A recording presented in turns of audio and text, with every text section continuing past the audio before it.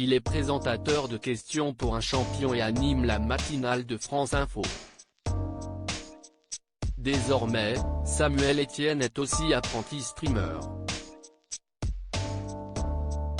Comme il l'explique sur la page de son émission #LaMatin et Estienne, le journaliste de 49 ans propose aux internautes une petite revue de presse avec des bonnes ondes dedans.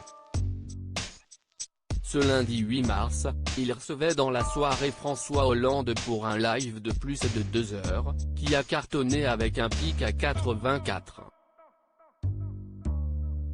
000 internautes. Pour les dernières minutes restantes de la session, une internaute demande à François Hollande de livrer une anecdote sur son quinquennat en tant que président de la République. Soudainement, le compagnon de Julie Gaillet a comme idée de parler des goûts culinaires de l'ancien président des États-Unis, Barack Obama. Curieux, Samuel Etienne demande « Quels sont-ils ? Ils sont particuliers ?»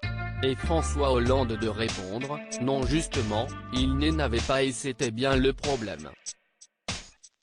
On essayait de lui présenter dans les meilleurs restaurants ce que la gastronomie française pouvait offrir.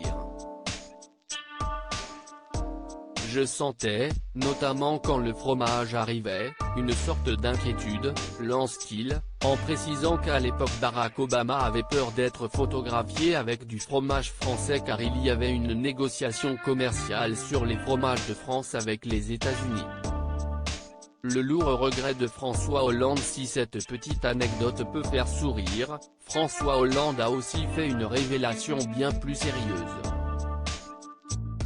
En toute transparence, l'ex-chef de l'État de 66 ans a confié regretter de ne pas s'être présenté à la présidentielle de 2017, « Mon plus grand regret, si est de ne pas m'être représenté.